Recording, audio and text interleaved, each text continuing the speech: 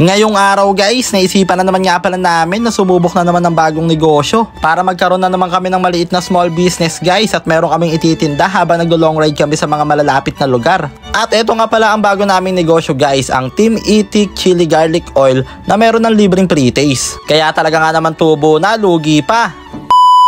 What's up sa inyo mga itik? Ngayong araw guys, habang nagkakape nga pala kaming tatlo kaninang umaga ay bigla nga pala kami nagkayayaan na sumubok na naman ng bagong negosyo. Nakanood na naman daw kasi si Barong guys sa Facebook ng mga motivational Bluetooth speaker. At doon nga namin na-realize guys na sa pagnegosyo daw talaga, dapat daw talaga hindi sinusukuan. Dahil meron nga tayong kasabihan, di ba? Try and try until your money's goodbye. Kaya ayan guys, pumunta nga pala kami ngayon dito sa palengke dito sa Kadiwa para bumili ng mga kakailanganin namin sa paggawa ng bago naming negosyo na chili oil. Ang una nga pala naming hinanap guys ay yung mga garapon dahil ito yung paglalagyan ng chili oil. Kailangan kasi guys aesthetic pagmasdan. At ayun yung nare-recommenda ni Barong guys, napakalaking garapon, grabe baka magka-almoranas ka dyan. At ayun na nga guys, maya lang ay all goods na nga pala. Ito nga pala yung mga napamili namin for today's video. At ang next naman namin bibili ngayon guys ay sili tsaka bawang. At habang naghahanap nga pala kami ng sili guys ay may nadaanan nga pala kami dito nagtitinda ng prutas. At saktong-sakto naman guys at mga healthy foods na yung mga cravings namin ngayon. Kaya ayan, nag-food trip na nga pala kami ngayon dito. Kaya tamang healthy living na mga itik. At ayan na nga guys, maya lang ay nakabili na nga rin pala kami dito ng bawang. Bali yung nabalatan na nga pala yung binili namin.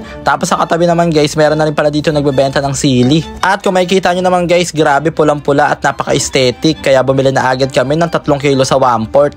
3 kilo nga lang pala muna yung binili namin guys dahil magta-try pa lang naman kami. Kaya ayan guys, dahil kompleto na nga pala yung mga napamili namin kaya uuwi na kami ngayon. At ayun na nga guys, syempre uumpisa na nga pala namin ngayon na lutuin tong gagawin naming Team Itik Chili Garlic Oil. At syempre uumpisa natin ngayon yan guys sa pagtatanggal ng mga tangkay ng sili.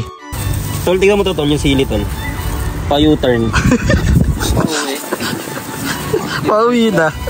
At tignan nyo naman guys sa mga sili namin pagkatapos tanggalan ng tangkay, grabe talagang pulang-pula. Talaga nga naman magki-crave ka dito sa chili oil pag ganito'y makikita mo mga sili. At ayan guys, pagkatapos nga pala namin tanggalan ng mga tangkay ay syempre huhugasan na nga pala natin yan dito ng mga 3 hugas. At pagkatapos nyan guys ay syempre beblenderin na nga pala natin ngayon yung sili, yung bawang at meron na rin yung mantika. Grabe, naka-outfit pa si Barong guys oh, baka Baron yan.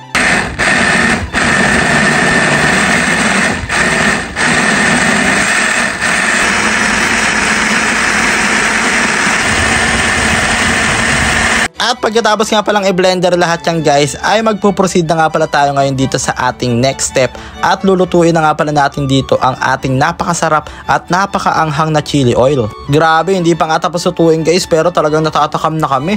At syempre habang niluluto nga pala natin ang ating chili oil, ay naka-full ano nga pala si Kuya dito, naka-full costume yan, naka-hairnet, face mask, naka-apron na rin. At syempre bago yung magluto dito ay 3 beses yan naligo. At ayan guys, sinabutan na nga rin pala kami ng gabi sa pagluluto namin dito. And after that, syempre bago nga pala natin ilagay yan dito sa ating mga garapon, ay in-sterilize nga pala muna natin yan. Pinakuluan natin yan guys para talagang safe na safe ang ating mga ititinda. At to make the short story long nga pala guys, kinabukasan nga pala ay nagpagawa na nga rin pala kami ng sticker. Grabe, parang totoo na talaga yung tinitinda namin guys. Talagang bumagay yung mga pinagawa naming sticker, parang chili oil na talaga. Kaya ayan guys, napakarami na nga rin pala namin dito nagawa at nabalot na rin namin at nalagyan na rin ng mga sticker. At syempre nakasealed nga pala yan guys, syempre para safe na safe at wala siyang tagas. At sa wakas guys, eto na nga pala ang finished product natin. Grabe, sobrang ganda pagmasdan guys, parang nakakatakam talaga.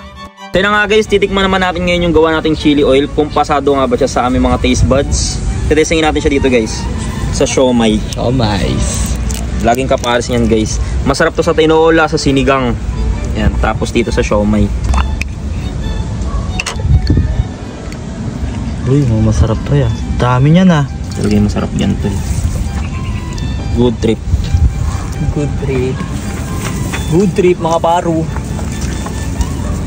Solid pre. Masado tol. Solid.